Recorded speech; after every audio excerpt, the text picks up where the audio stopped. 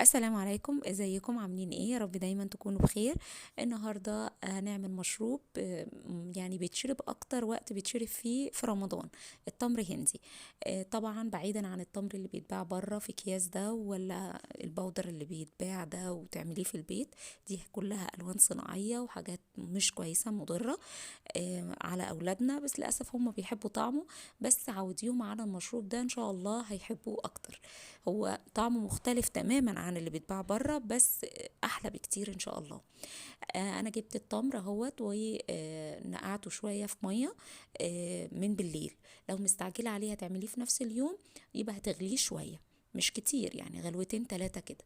خلاص هنبتدي بقى نفضيه في مصفى، وهنحط عليه سكر. وابتدي بقى ايه، افتح عليه الحنفية كده سرسوب كده بسيط كويس، وابتدي اعصر فيه كده اكني بعصر في طماطم. تمام. تحتين الطبق اهوت لحد ما اخلص خالص البذور اللي فيه، ما يبقاش ينزل منها اي عصير خالص. هو بس بياخد وقت شوية، لكن طعمه حلو قوي، يستحق الوقت ده يعني، لكن ما بيبقاش مجهود، هو وقت بس على بال ما بتعصريه شوية وبعد كده تيجي تصفيه كده يعني.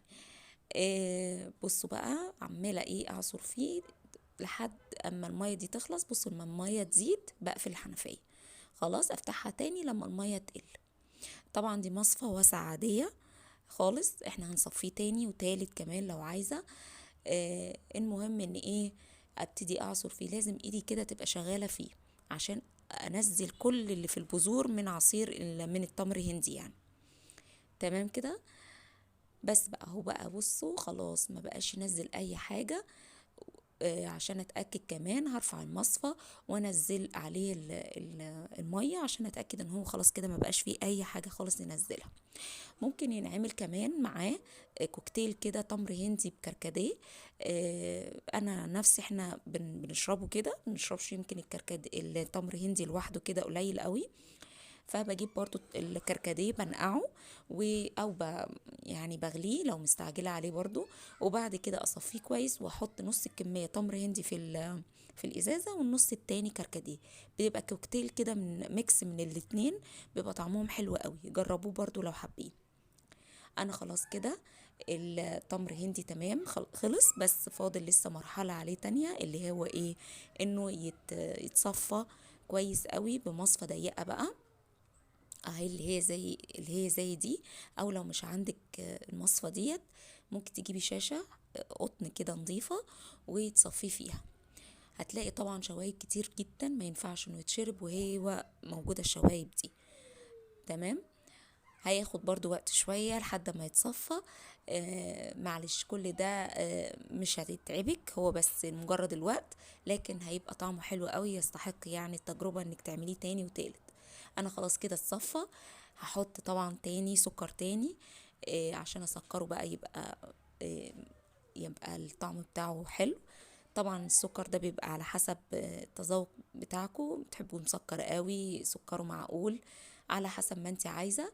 اقلبه كويس قوي، بعد كده خلاص كده هو جاهز للشرب. ممكن على فكره تصفيه تاني، بس انا لقيته انه مش محتاج خلاص تاني. هبتدي بقى افضيه في الازايز. احسن حاجه انك تفضي في الازازه بكوبايه كده. انا طبعا عملت ازازه تانية، ما كانتش دي كل الكميه. هو عمل تقريبا ازازتين، الازازة دي لتر ونص. تمام، يعني عمل 3 لتر. تمام. انا بقى ايه، ممكن تخففيه بالكركديه، او لو انت حاساه انه تقيل تخففيه بحبة مية. ده طبعا ده هيبان بقى في الايه، في الشرب بقى بعد كده. خلاص بقى المشروب بتاعي جاهز. تمر هندي على اصوله. يا رب الطريقة تكون سهلة، تعملوها تجربوها وتعجبكم بإذن الله. ورمضان كريم يجعله أيام مفترجة على الجميع. ويا رب الفيديو النهاردة يكون يعجبكم. باي باي.